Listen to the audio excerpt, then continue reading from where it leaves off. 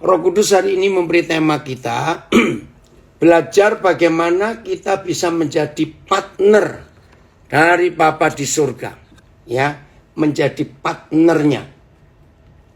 Selama ini, maafkan, gereja mengajarkan kita itu bukan partnernya Tuhan. Selalu tanpa kita sadar, kita diposisikan sebagai hamba. Nah, posisi ini yang salah. Saya ulangi lagi. Agama memposisikan kita sebagai hamba dan dia sebagai Tuhan. Benar.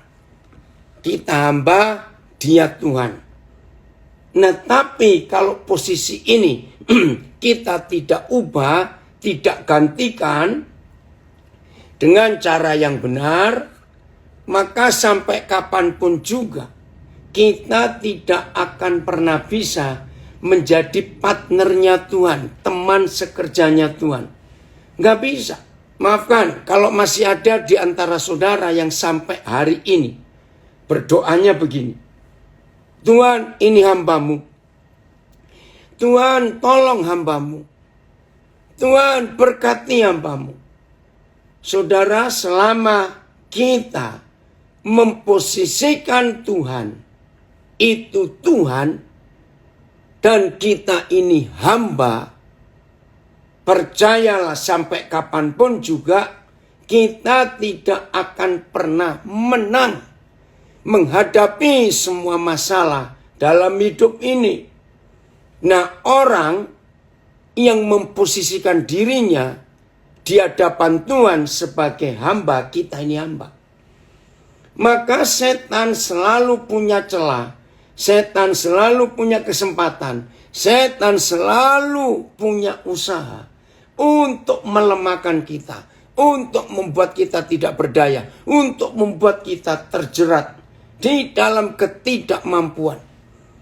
Nah, biasanya orang-orang Kristen yang memposisikan diri sebagai hamba kepada Tuhan, dari doanya kita sudah tahu. Biasanya, Tuhan, aku ini hambamu. Ini biasanya doanya. Tolong kami Tuhan, tolong Tuhan. Berkati kami. Nah, itu memposisikan diri sebagai hamba. Tapi, kalau kita menyebut dia Tuhan, lalu kita tempatkan Tuhan itu dalam dua posisi. Satu, Tuhan itu pemilik tunggal atas hidup kita. Artinya, saudara dan saya tidak bisa dimiliki oleh siapapun lagi. Maka itu masih ingat Tuhan Yesus pernah berkata dalam Lukas 14 ayat yang ke-25 sampai hari ini masih jadi kontroversi, pertentangan. Barang siapa tidak membenci bapaknya, ibunya, istrinya, anak-anaknya, saudara-saudaranya, bahkan nyawanya sendiri, tidak bisa, nggak dapat menjadi muridku. Nah, kalau kita salah mengerti dengan ayat itu, berarti kita berkata, Tuhan itu sadis ya. Kalau kita mau jadi muridnya harus membenci. Nah, ini yang membuat orang itu bingung. Bahkan semua orang dalam rumahnya. Sayang, masih banyak yang belum mengerti firman itu.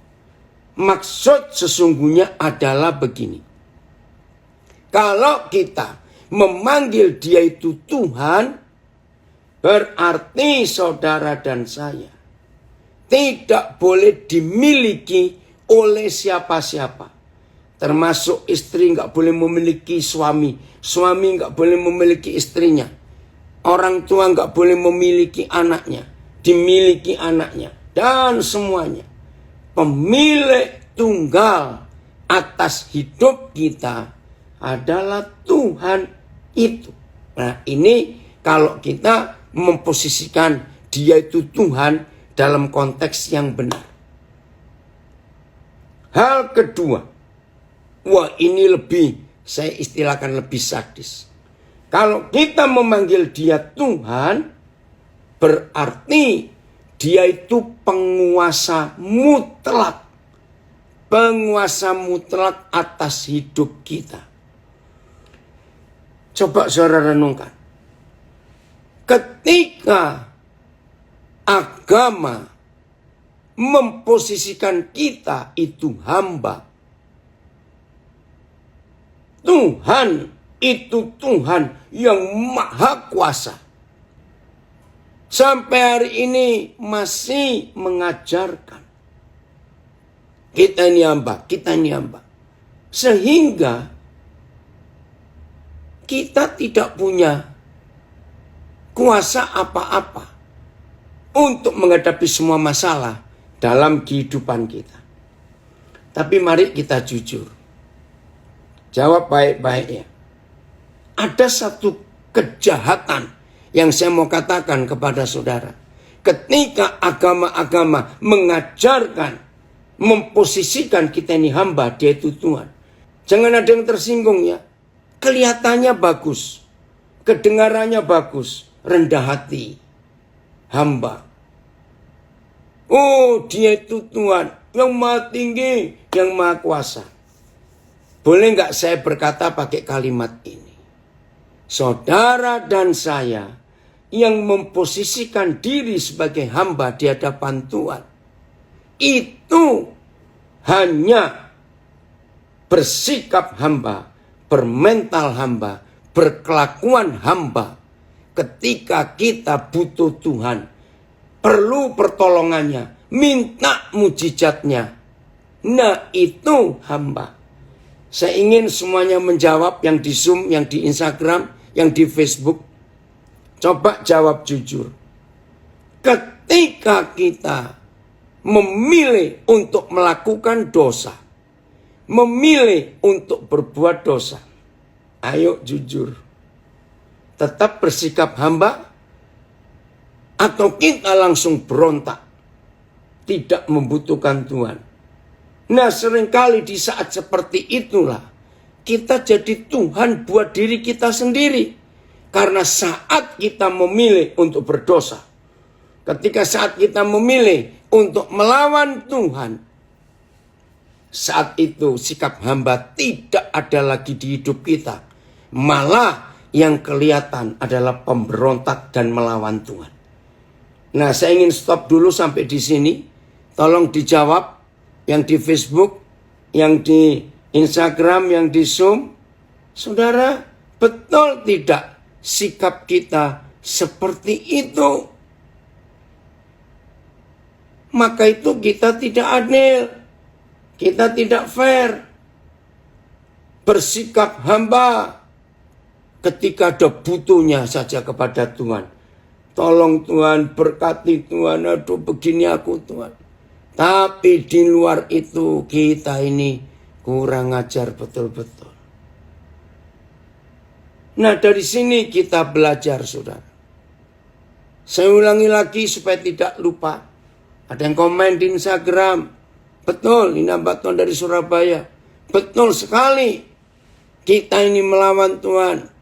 Di Facebook sudah ada berapa? Benar. Jujur, itu benar. Dari Surabaya. Ada lagi nama yang saya nggak tahu betul. Jika kita berbuat dosa, Tuhan kita parkirkan istilahnya. Maka itu hari ini saudara. Yang Papa cari di antara kita. Dia ingin kita itu belajar menjadi partnernya. Teman sekerjanya. Untuk menyelesaikan pekerjaannya di bumi ini. Jadi sifat pemberontakan kita harus kita perhatikan. Tunduk kepada dia. Nah, saya ulangi lagi jangan lupa. Kata Tuhan dalam hidup kita harus ada dua posisi ini. Satu, pemilik tunggal atas hidup ini. Sehingga saudara dan saya tidak bisa, bukan tidak boleh, Kalau tidak boleh artinya masih bisa. Tapi ini tidak bisa. Saudara dan saya tidak bisa dimiliki oleh siapa-siapa. Ingat tadi Lukas 14 ayat 25. Termasuk anggota keluarga kita. Tidak ada. Pemilik tunggal atas hidup kita tetap Tuhan Yesus. Dari Banyuwangi ada komen, sering kita jadi hamba kalau lagi ada butuhnya kepada Papa. Betul, itu kekurangan ajaran kita. Yang kedua, dia itu penguasa mutlak. Kalau ada yang bisa membantu saya, kata lain yang lebih mudah, istilah penguasa mutlak atas hidup. Apa ya? Saudara, penguasa mutlak itu ilustrasinya sangat tidak baik. Yaitu zaman perbudakan dulu. Begitu seorang kaya bisa membeli budak. Aduh, zaman perbudakan itu sadis. Minggu yang lalu, dunia memperingati berdaulat penuh. Ada yang komen, akan nambahkan betul. Nah, kata berdaulat pun dalam konteks bahasa Indonesia masih abstrak, tapi nggak apa-apa.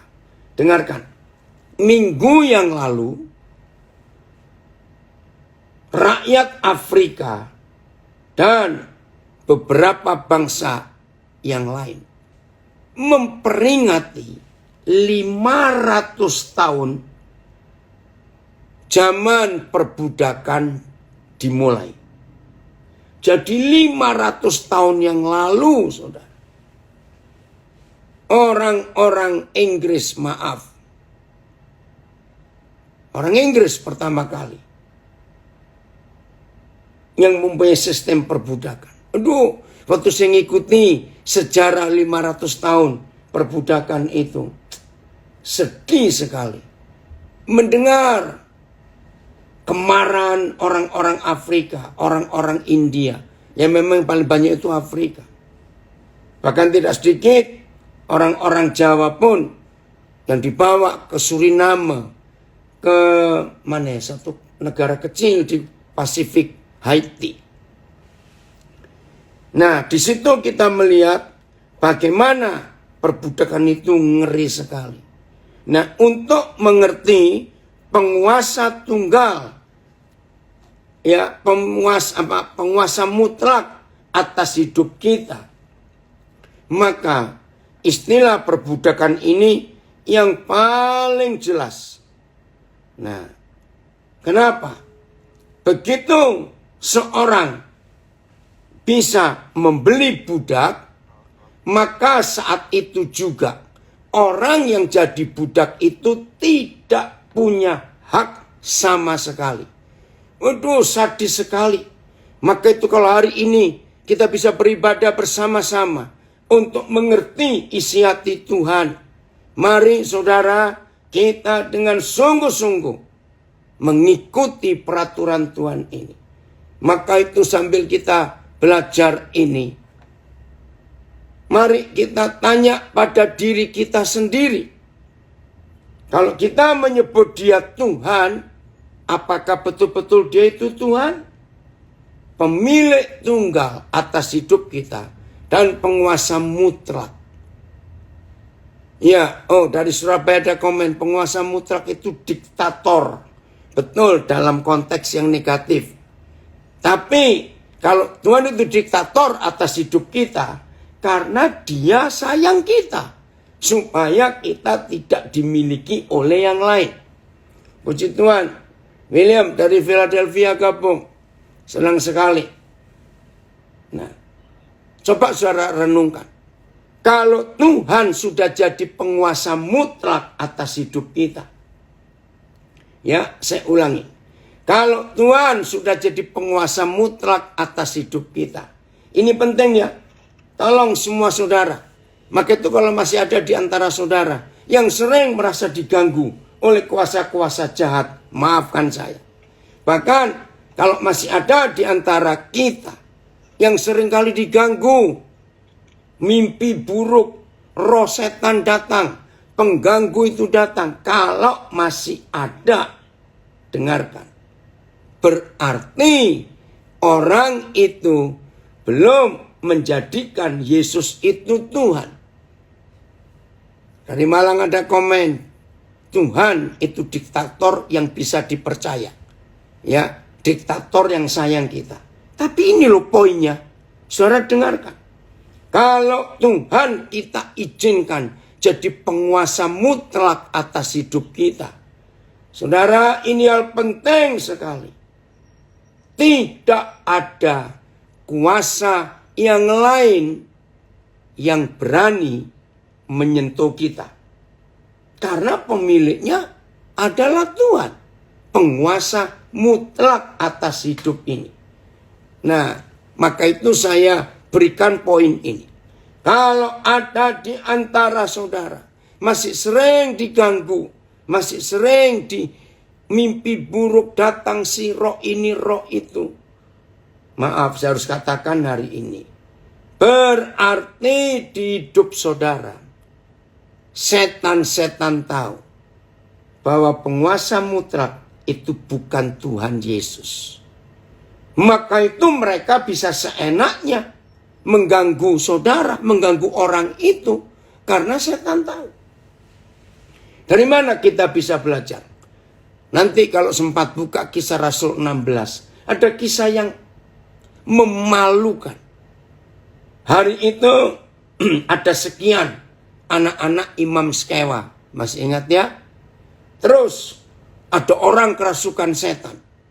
Lalu mereka tahu Paulus pernah ngusir setan juga dalam nama Tuhan Yesus.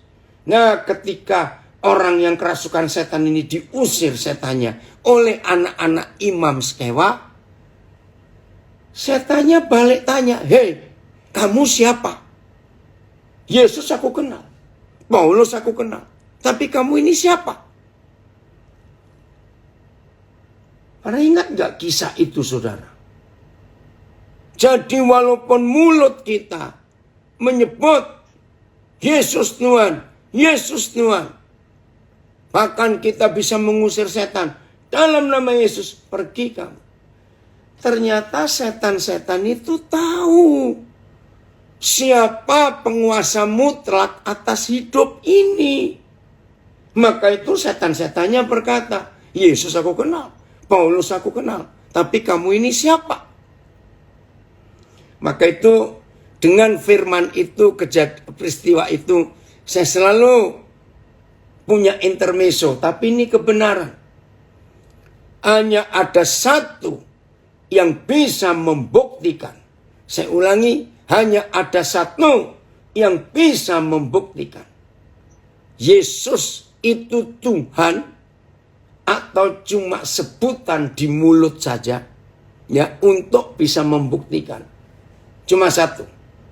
Ayo hari ini kita cari orang yang kerasukan setan. Maaf ya, jangan mikir yang macam-macam. Nah, kalau hari ini kita ketemu orang kerasukan setan, lalu kita usir setannya dalam nama Yesus.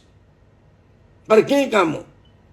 Nah, pertanyaannya, lihat saja siapa yang diusir siapa. Ngerti kalimat ini? Siapa yang diusir siapa? Walaupun kita menyebut dalam nama Yesus. Nah, anak-anak Imam Skewa yang ngusir setan, ternyata setan tahu Yesus buat mereka cuma di mulut, bukan di hati mereka. Maka itu setannya ngusir mereka, bukan setan yang diusir mereka. Ini ada pertanyaan di Zoom. Kalau seandainya seseorang di dalam Tuhan, lalu hidupnya menjauh dari Tuhan, apakah masih tetap tidak bisa diganggu roh jahat atau tidak? Kalau tetap bisa diganggu, apakah dia tetap memiliki roh jahat, bukan milik Tuhan? Pertanyaannya salah. Kalau sampai menjauh dari Tuhan, ya berarti dia bukan milik Tuhan lagi. Dia yang milik jauh kok. Nah, kalau orang itu memang menjauh dari Tuhan, dengan sendirinya, dengarkan konsep ini. Siapa yang mendekat Tuhan atau bersatu dengan Tuhan, maka setan-setan tidak akan dekat dengan orang itu. Tapi kalau orang itu menjauh dari Tuhan, berarti memang orang itu dekat dengan setan. Kenapa? Karena di dunia ini kan cuma ada dua kekuatan. Satu Tuhan, satu setan. Jadi otomatis kalau kita menjauh dari Tuhan, tidak dibawa kepemilikan Tuhan, penguasaan Tuhan, ya berarti kita menyerahkan diri kepada yang satu. Karena cuma ada satu di antara dua. Maka itu perhatikan baik-baik kebenaran ini dalam hidup kita. Supaya kita tidak diinjak-injak, ditekan, ditundukkan oleh si kunyuk itu. Oh, ada komen bagus di Facebook. Jadi, kalau kita mengusir setan, tetapi setannya tertawa, apakah itu tandanya Tuhan tidak ada di dalam kita? Ya, sebenarnya begitu. Karena kalau saudara dan saya betul-betul pemilik tunggalnya adalah Tuhan Yesus, dan penguasa mutlaknya atas hidup kita adalah Tuhan Yesus, maka tidak akan kekuatan lain bisa menyentuh kita. Jadi ini konsep yang kita harus perhatikan dalam hidup kita. Tuhan itu ada di mana dalam hidup kita.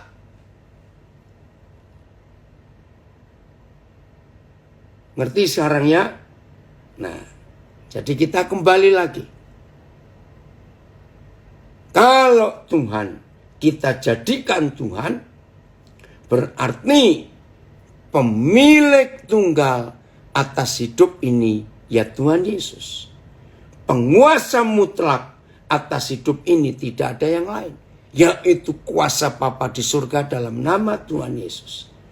Nah, yang seperti itu maka tidak mungkin ada kuasa gelap yang bisa menyentuh kita. Maka itu penting sekali dalam konsep ini.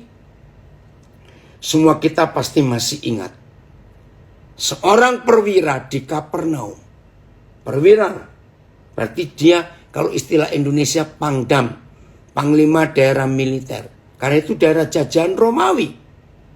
Nah, pemerintah Romawi menempatkan jenderal-jenderal di daerah penjajahan. Itu wajar kalau seperti itu. Nah, dalam kondisi seperti itu, perwira ini punya budak yang sangat dihargai, sangat dia sayangi. Tapi budak ini kena sakit. Ya, memang tidak dijelaskan sakit apa. Tapi Lukas 7 menulis sakit keras, hampir mati. Wih, mengerikan sekali.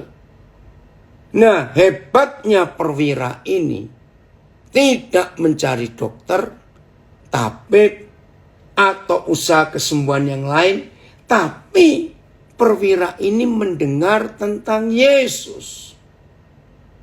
Nah, dari hidup perwira Kapernaum ini kita belajar menempatkan Yesus sebagai Tuhan dalam hidup ini. Ayo kita buka Lukas 7 ayat yang kelima. Lihat apa yang dibuat. Ada yang tanya, apa ini TTP ini apa? Kurang jelas. Jadikan Tuhan diktator dalam hidup kita. Walaupun kita diberi kebebasan untuk memilih. Betul. Walaupun dia dalam tanda kutip diktator. Tapi tetap kehendak bebas kita punya. Ya, maka itu beda sekali dengan diktator-diktator yang ada itu. Sebab ia mengasihi bangsa kita. Dan dialah yang menanggung pembangunan rumah ibadat kami. Nah, yang berkata ini orang-orang Romawi. Yang sejawat istilahnya. Yang profesinya sama. Maka itu sahabat baik perwira ini berkata, dialah Yesus, perwira ini yang menanggung pembangunan rumah ibadat kami. Ini para tua-tua Yahudi yang disuruh oleh perwira itu. Jadi Tuhan, engkau layak tolong dia karena dia mengasihi bangsa kita. Berarti jelas perwira itu bukan orang Yahudi, tapi orang Romawi. Nah, lihat. Ini konsep yang kita harus percaya. Tuhan itu tidak bisa kita pengaruhi. Saya ulangi, Tuhan tidak bisa kita pengaruhi. Ya, saya bersyukur tadi di Facebook ada kata berdaulat atas hidup ini. Saya beri contoh begini. Ya.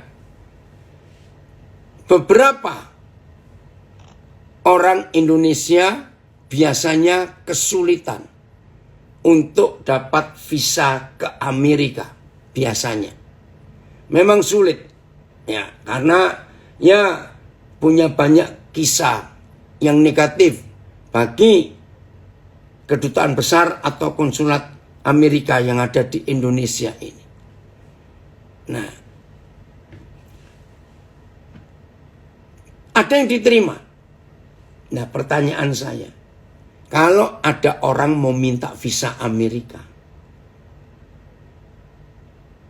boleh nggak kita yang sudah sering ke Amerika terus telepon ke kedutaan, tolong ya berikan visa orang ini, karena ini orang baik loh. Yakin kalau di Amerika nanti dia nggak akan lari, karena maaf, banyak orang Indonesia di Amerika lari. Jadi visanya sudah habis, tapi tetap tinggal di sana. Nggak mau balik, maaf, saya cuma cerita. Nah, tolong jawab pertanyaan saya. Kan seperti tua-tua Yahudi yang diutus oleh perwira ini untuk ketemu Tuhan Yesus. Kan mereka itu mengungkapkan suatu fakta. Guru, dia layak engkau tolong. Karena dia itu orang baik. Yang suka membantu pembangunan rumah ibadat kita. Orang Yahudi ini loh. Jadi perlu engkau tolong. Nah, pertanyaan saya dalam kedaulatan. Konsulat Jenderal atau Kedutaan Besar Amerika. Apakah terpengaruh dengan telepon seseorang menjamin orang ini pasti tidak lari? Nah, jawabannya apa? Nggak mungkin dipengaruhi. Itu namanya kedaulatan. Nggak bisa dipengaruhi siapa-siapa. Bahkan dalam beberapa kisah, nggak banyak memang, tapi ada. Ada yang saya kenal masalahnya. Sudah dapat visa Amerika. Sudah terbang ke Amerika. Mendarat di salah satu kota. Antri imigrasi untuk periksa visa. Sudah sampai. Sudah dapat visa. Nah, ini namanya kedaulatan. Ternyata orang Indonesia ditolak. Tidak boleh masuk. Wih, protes luar biasa. Tetap nggak ada alasan. Bahkan kalau antri visa lalu ditolak, pasti wajar toh kita bertanya, loh kenapa? Kenapa kami nggak dapat? Ini surat kami sudah ada, ini bukti keuangan kami sudah ada. Saudara percayalah, nggak akan dijawab. Nangislah di situ, tetap nggak akan dijawab. Kenapa? Itu namanya kedaulatan. Ngerti ya sekarang? Nah, perwira ini dijamin oleh tua-tua Yahudi supaya Tuhan Yesus tolong. Dia layak engkau tolong. Karena dia yang membangun rumah ibadat kami. Apakah Tuhan Yesus terpengaruh? Tidak. Karena dia tahu isi hati kita. Maka itu kita baca ayat ini. Yohanes 2 ayat 25. Ya, Yohanes 2 ayat 25. Sampai disiapkan, ini ada pertanyaan bagus. Ya. Tapi ada juga orang yang belum mengenal Tuhan Yesus tapi bisa mengusir setan. Nah, bagaimana itu? Nah, saya jawab. Itu setan kerjasama dengan setan. Akhirnya pun setan. Saya percaya hal itu bisa terjadi. Jadi begini ya, ada orang kerasukan setan. Dan ada orang yang punya roh setan juga. Maaf, biasanya dukun-dukun, orang yang disebut orang sakti yang punya kuasa ini. Nah, setan yang di dalam orang itu dan setan yang di dalamnya mengusir ini, itu kan berteman.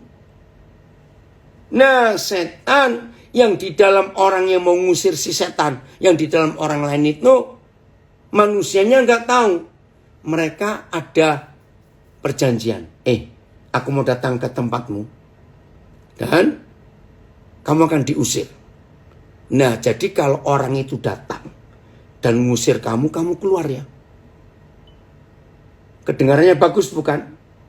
Tapi setan yang keluar dari orang itu adalah sahabat setan yang ngusir dia dari orang yang satu lagi. Nah, walaupun setan itu keluar dari orang yang kerasukan, nggak ada gunanya. Karena setan dari yang ngusir ini sudah bersahabat dan masuk lagi ke orang itu. Jadi saudara harus percaya, setan pun bisa ngusir setan. Karena mereka kerjasama. Tapi bukan berarti setannya pergi, tidak. Itu istilah Indonesia. Lepas dari mulut buaya, masuk ke mulut singa. Itu dia. Yohanes 2:25. Dan karena tidak perlu seorang pun memberi kesaksian kepadanya tentang manusia. Nggak perlu. Sebab ia tahu apa yang ada di dalam hati manusia. Ini loh hebatnya Tuhan itu. Maka itu istilah yang tadi ada di Facebook.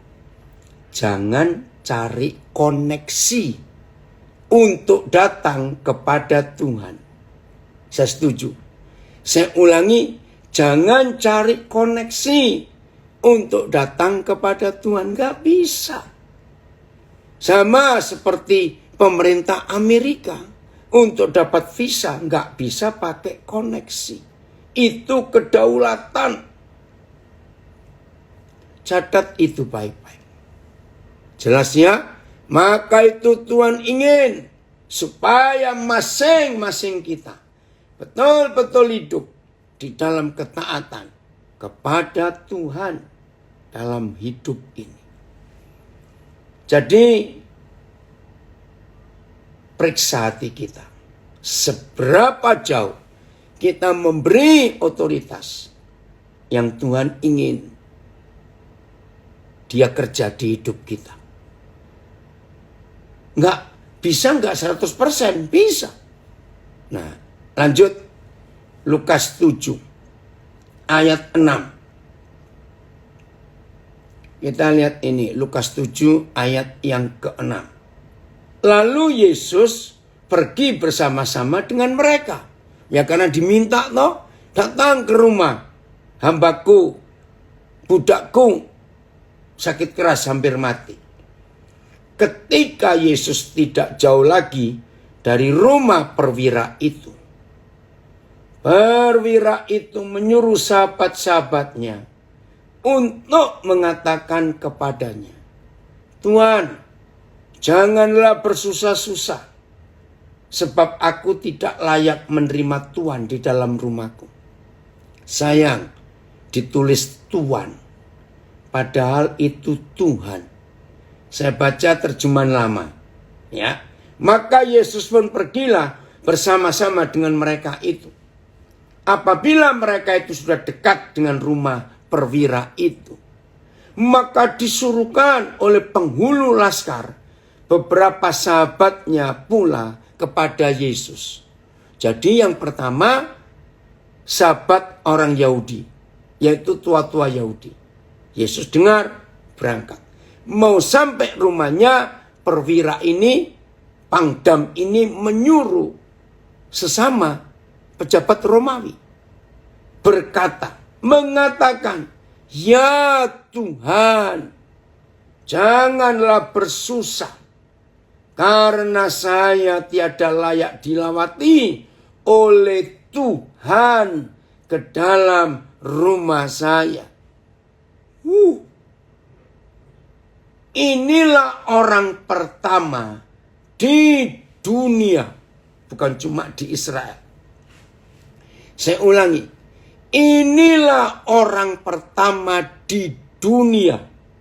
Hebat ya, bukan cuma yang di Israel, yang mengenal Yesus itu Tuhan. Ini orang pertama di dunia. Karena belum ada orang yang tahu Yesus itu Tuhan. Baru orang ini, saudara. Hebat sekali. Pelan-pelan ya, dengarkan. Di dalam 4 Injil, Yesus itu dijadikan Tuhan, berpangkat Tuhan, itu setelah dia naik ke surga. Ya, sebelum dia naik ke surga, dia bukan Tuhan. Dia belum Tuhan, maaf. Nah, sudah Paskah, sudah seminggu ini ya, seminggu yang lalu Paskah, 40 hari lagi, kita akan lihat Yesus naik ke surga. Ya, di bulan Mei nanti. Ya. Nah, saudara, waktu dia naik ke surga itu, baru dia itu Tuhan. Nah, sekarang bayangkan. Dari kejadian Lukas 7 ini, kan masih jauh Yesus itu Tuhan. Bahkan, coba lihat ayat yang ke-9. Ya, lihat ayat yang ke-9. Ini yang Tuhan Yesus katakan kepada perwira itu. Ayat 9. Setelah Yesus mendengar perkataan itu, ia heran akan dia. Dan sambil berpaling kepada orang banyak yang mengikuti dia, ia berkata, aku berkata kepadamu, iman sebesar ini tidak pernah aku jumpai. Ini yang keren. Sekalipun di antara orang Israel. Hebat gak? Sampai Tuhan Yesus sendiri itu heran. Iman sebesar ini belum pernah aku jumpai sekalipun di antara orang Israel. Maka itu saya bisa berkata, perwira Kapernaum ini, sayang Lukas tidak menyebut siapa namanya. Perwira Kapernaum ini adalah orang pertama di dunia yang menyebut dan tahu Yesus itu Tuhan. Dari mana? Ayat 3 kalimat pertama. Bagaimana perwira ini bisa mengenal Yesus itu Tuhan? Padahal untuk Yesus itu menjabat, memiliki otoritas sebagai Tuhan, itu perlu waktu. Dia harus dikhianati dulu oleh Yudas. Lalu dia berdoa di Getsemani sampai bercampur darah keringatnya. Lalu Yesus ditangkap, diadili yang tidak adil, disiksa. Ingat ya penyiksaannya? Beri duri di kepalanya. Angkat salibnya sendiri, berapa puluh kilo itu berat salibnya itu. Naik ke Gunung Golgota. Dipaku kaki tangannya. Ditusuk lambungnya sampai mati dia. Dikuburkan. bangkit, naik ke surga, baru dia Tuhan. Nah, bayangkan, kalau lihat ini kan jauh sekali untuk Yesus itu menjadi Tuhan.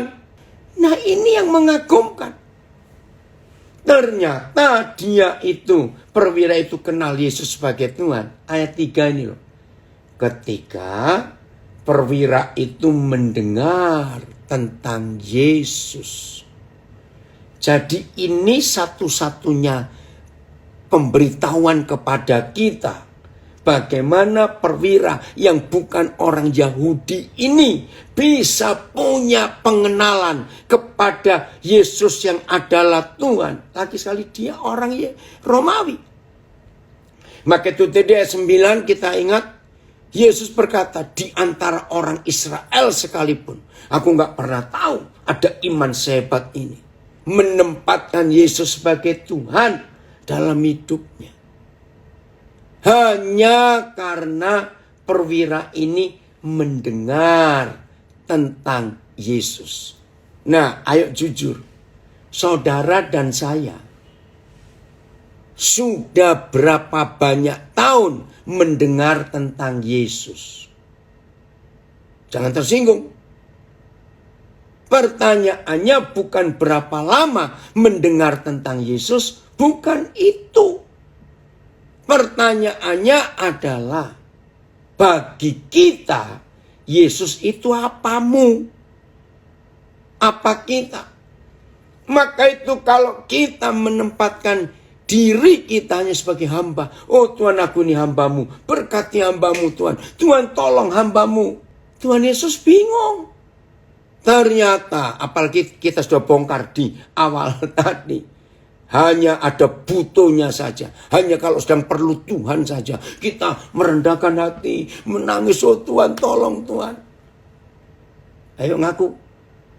Tapi ketika mau buat dosa. Maaf, Tuhan apaan? Betul? Karena kita ngatur diri kita sendiri. Dalam menggunakan uang, maaf. Kalau Yesus itu Tuhan, dalam kita menggunakan uang yang jelas-jelas adalah milik Tuhan. Nggak ada loh seorang pun yang pernah punya uang di dunia. Kita lahir telanjang semua kok. Semua uang itu dari Tuhan, milik Dia. Akan ketahuan Yesus itu Tuhan di hidup orang itu. Kita melihat bagaimana cara dia menggunakan uang. Saudara, sampai hari ini masih saja ada yang tanya saya, Koden, apa Koden nggak takut? Nggak disalahgunakan, nggak begini, nggak begitu. Itu saya bilang, uang itu bukan milik saya. Kalau yang punya uang nyuruh, kan saya ini bendahara. Banyak bendahara kurang ajar. Yang punya uang minta dikeluarkan. Yang bendaharanya bilang, jangan Tuhan. Ayo ngaku. Kita nggak pernah punya apa-apa. Semuanya itu milik Tuhan. Jadi dalam hidup ini kita harus tahu bagaimana cara kita menggunakan apa saja fasilitas dalam hidup kita. Jelas ya? Nah, maka itu ayat berapa tadi yang manggil dia Tuhan? Ayat 6. Lukas 7. Itu luar biasa. Kok bisa perwira ini sudah menjadikan Yesus itu Tuhan ketika yang lain belum tahu? Ini luar biasa untuk kita kenal. Ya, ayat 7, ayat 6, Lukas 7 saya baca lagi. Lalu Yesus pergi bersama-sama dengan mereka. Ketika ia tidak jauh lagi dari rumah perwira itu. Perwira itu menyuruh sahabat-sahabatnya. Ini luar biasa. Untuk mengatakan kepada Yesus, Tuhan, janganlah bersusah-susah. Sebab aku tidak layak menerima Tuhan di dalam rumahku. Ini luar biasa, saudara. Dalam konsep hidup yang sesungguhnya. Maka itu kita tanya lagi sekali. seberapa jauh Yesus itu Tuhan di hidup kita. Ini penting sekali untuk kita mengetahui. Maka itu saya ulangi lagi. Kalau Tuhan itu betul-betul Tuhan di hidup kita, berarti kita ini teman sekerjanya. Saya ulangi, berarti kita ini teman sekerjanya.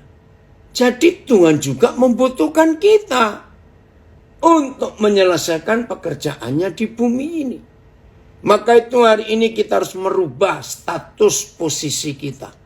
Jangan hamba terus, tapi kelakuannya bos. Betul? Karena kita suka perintah Tuhan, suka bentak-bentak Tuhan.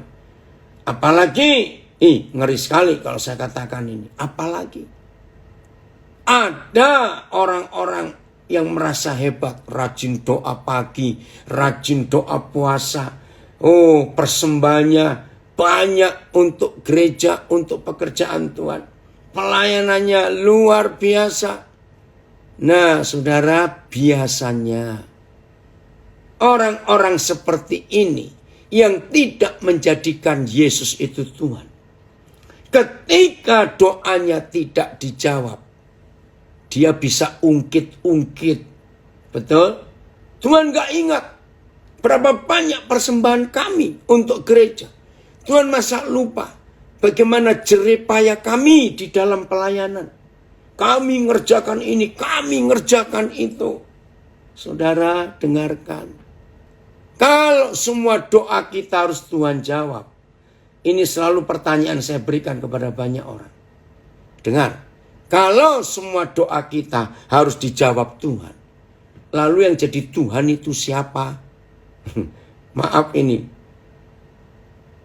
Kalau orang Surabaya bilang, endasmu kono gitu loh. Maaf, yang gak ngerti gak usah tahu, ini jelek.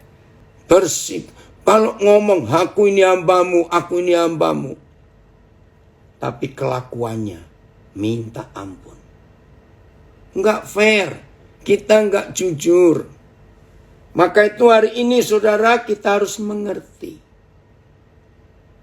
Kalau dia kita jadikan Tuhan, dia pemilik tunggal atas hidup ini. Dan dia penguasa mutlak atas hidup kita ini.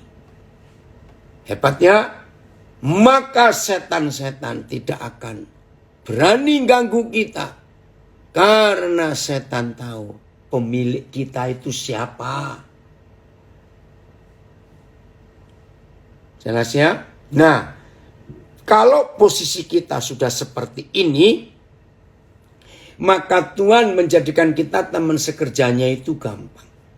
1 Korintus 3 ayat 9. Ini yang Tuhan cari di antara kita.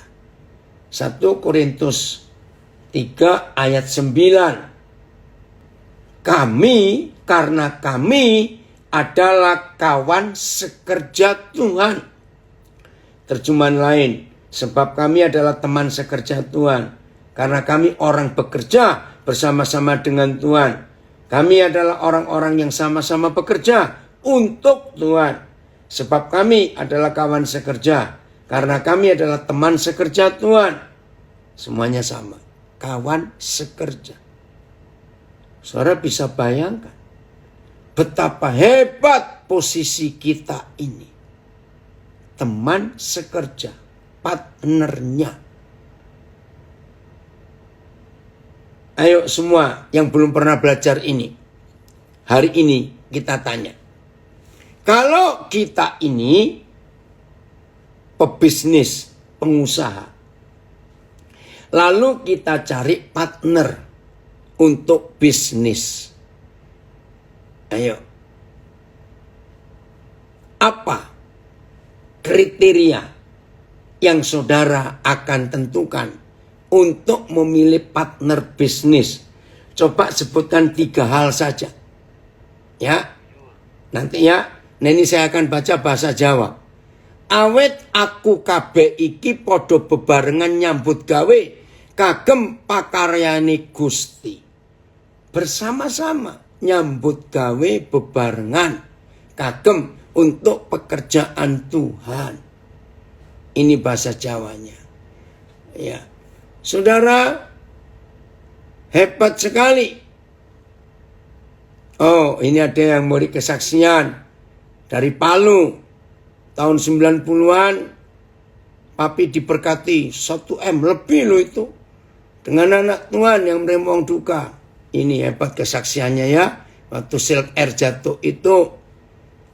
Oke. Tapi papi tidak mengambil 1 rupiah pun dari yang diberikan. Bahkan berkat itu ditransferkan bukan ke rekening atas nama papi. Tapi ditransferkan ke rekening diri salah satu bendara memang. Ya karena saya tahu itu bukan uang saya. Itu milik Tuhan. Ya biar dipakai. Untuk kemuliaan Tuhan. Ya jumlahnya waktu itu kompensasi dari Silk Air. Penumpang yang meninggal. Saya nggak tahu berapa. Tapi keluarga ini tahu tentang pelayanan di Napiri. Dan mereka sisihkan 100.000 US dollar, saudara. Itu waktu Silk Air jatuh di Sungai Musi, Palembang. Itu luar biasa. Ada kesaksian. Ya, sudah pernah saya dengar Lukas 14. Tapi tidak ada penekanan apapun. Roh Kudus mengungkapkan firman ini. Pagi ini. Puji Tuhan. Kita semuanya diberkati. Kalau kita memposisikan dia sebagai Tuhan. Oke. Ada yang bisa jawab? Ada yang sudah jawab? Ada berapa kriteria kalau saudara ingin memilih partner kerja? Ya, dari Jogja ada yang jawab. 1, yang punya duit. Ya jelas dong. Ngapain milih partner gak punya duit malah ngerecokin nanti. 2, networknya luas. Betul. Ya, punya teman banyak. 3, pintar, cakap, jujur. Ya, saya nggak tahu yang lain belum. Oh, ini ada bilang bisa dipercaya. Betul. Oke. Nah. Oke, Maksi jawab bisa dipercaya. Oke. Saya tanya. Dari semua kriteria yang kita ungkapkan. Ini ada komen lagi, rekan sekerja harus kaya, cerdas, jujur. Betul. Saya tanya balik, tanggung jawab, bisa tanggung jawab. Betul. Ayo jujur jawab pertanyaan saya. Dari semua kriteria yang kita ungkapkan bersama-sama. Untuk memilih teman sekerja, jujur, ya loyal, setia. Banyak komen ini. Pertanyaan saya, tolong jawab. Adakah satu saja dari kriteria yang kita ungkapkan itu ada di hidup kita ketika Tuhan mau pilih kita jadi partnernya? Ngerti nggak saudara? Nggak ada. Kaya apa? Jujur apa kita ini? Betul? Setia, loyal, nggak ada. Ini loh yang saya mau yakinkan saudara. Kepada orang-orang model kita. Kok Tuhan bisa percaya? Bayangkan. Kenapa dia bisa percaya model kita seperti ini? Betul, nggak ada. Ini komen semua. Nggak ada. Masih ada yang nambahin. Takut Tuhan. Integritas. Rajin. Loyal. Ya. Mau diajak kerjasama. Masih banyak yang beri komen.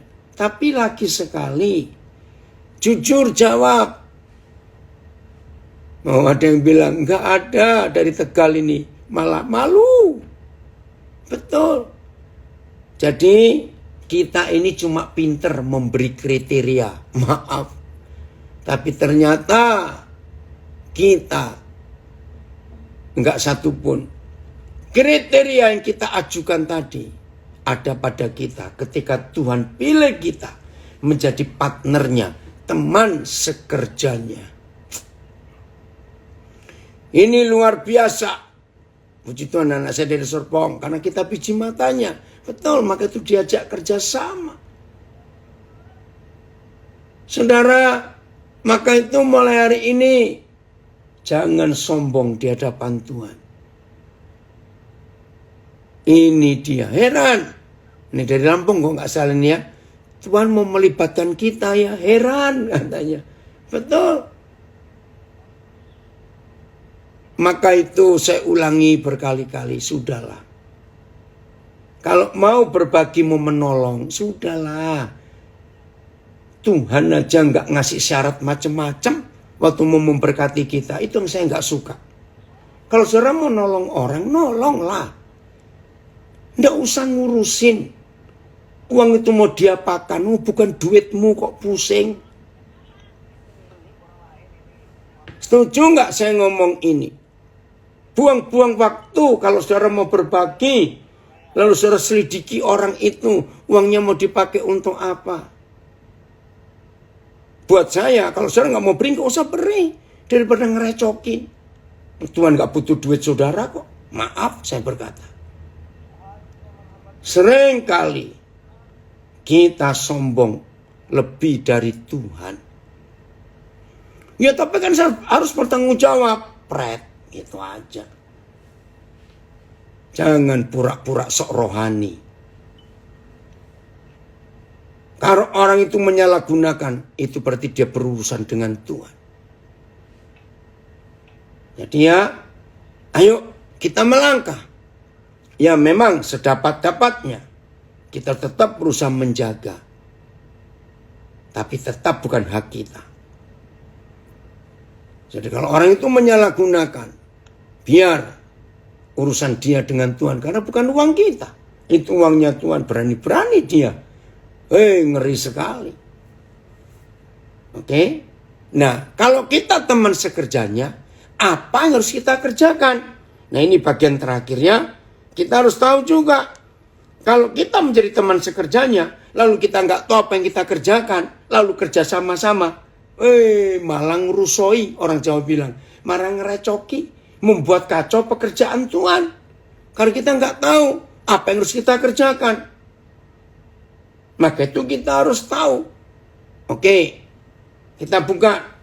Ini ayat yang terakhir, 2 ayat yang terakhir.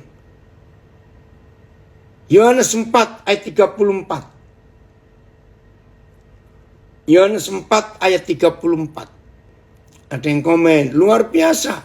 Udah selesai dengan hal mamon. Sukar sekali itu. Enggak sukar. Enggak punya duit aja kok dititipin. Ya udah bersyukur kepada Tuhan. Kata Yesus kepada mereka.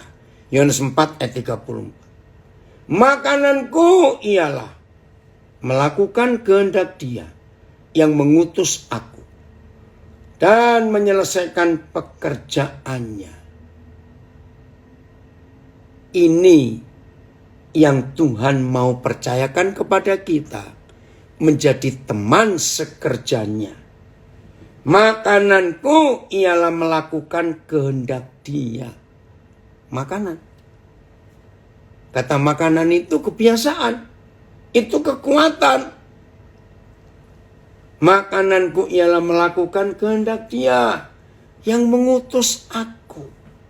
Saudara percaya kita diutus oleh Bapa dan menyelesaikan pekerjaannya. Luar biasa. Jadi di dalam hal apapun juga, ternyata pekerjaan Tuhan tidak akan selesai tanpa saudara dan tanpa saya. Ini kaget. Maka itu walaupun kita nggak layak, tapi kalau Dia mengangkat, menghargai kita menjadi teman sekerjanya, terima. Luar biasa.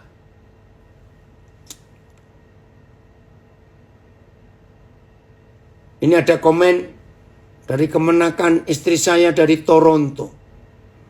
Saya baca komennya, ini kesaksian. I remember Jesse preaching at our church. Jesse itu adiknya. Ini Natania Sudirgo, panggilannya Didik. Saya ingat waktu Jesse, adiknya itu khotbah di gereja kami. He was sharing about his experience with street youth, homeless young people. Dia bersaksi bagaimana pengalamannya di Toronto ini ya, waktu melayani anak-anak muda yang tunawisma, street youth ya, homeless. And he said that our job is not to judge. Dia berbagi, apa yang kita kerjakan itu bukan untuk menghakimi what people will do with what we give them. Bagus kesaksian ini. Jadi pekerjaan kita itu bukan menghakimi apa yang kita beri, yang kita kerjakan atas orang-orang itu. Our only responsibility, satu-satunya tanggung jawab kita adalah to obey God when He tells us to give. Thank you so much, Dik. Send my regards to Michael.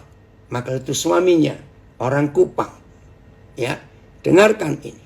Satu-satunya tanggung jawab kita hanya taat kepada Tuhan, apa yang Dia suruh kita berikan.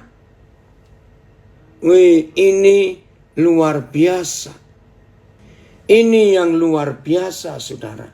Dalam hidup ini. Jelas ya? Jadi masih banyak pekerjaan Tuhan yang belum selesai. Betul, Pingkan. Taat tanpa mempertanyakan. Oke, kita lanjutkan. Ini ayat terakhir. Kisah Rasul 3:21. Kisah Rasul 3:21. Begini banyaknya pekerjaan Papa yang belum selesai. Kristus itu harus tinggal di surga. Jadi Tuhan Yesus itu nggak bisa segera datang ke dunia. Harus tinggal di surga. Nah ini loh yang saya heran. Siapa yang mengharuskan? Sampai waktu pemulihan segala sesuatu. Seperti yang difirmankan Tuhan. Dengan perantaraan nabi-nabinya yang kudus. Di zaman dahulu. Saudara, berarti Tuhan Yesus nggak akan bisa segera datang. Dan kita tahu akibatnya. Kalau Yesus terlambat datang, setan makin merajalela. Dan sudah terjadi sekarang. Nah, kenapa dia nggak datang-datang? Harus tinggal di surga. Sampai. Nah, kata sampai ini batasan waktunya. Sampai kapan Yesus harus tinggal di surga? Sampai waktu pemulihan segala sesuatu. Nah, yang memulihkan ini bukan Tuhan dan bukan malaikat. Tetapi saudara dan saya. Ini loh pekerjaan yang masih besar di dunia ini. Maka itu dia nggak datang-datang. Sampai waktu pemulihan segala sesuatu. Seperti yang difirmankan Tuhan. Dengan perantaraan nabi-nabinya yang kudus di zaman dahulu. Aduh. Mau kapan lagi? Ini masih ada yang komen juga di Facebook. Jadi gini jawaban saya. Kalau saudara digerakkan Tuhan. Mau berbagi kepada orang yang untuk pelayanan. Ternyata orang itu menyalahgunakan. Nggak usah pusing. Lihat saja. Orang kayak begitu nggak akan bisa diberkati Tuhan lagi. Nggak akan dipercaya lagi. Dia akan sengsara sendiri. Jelas ya?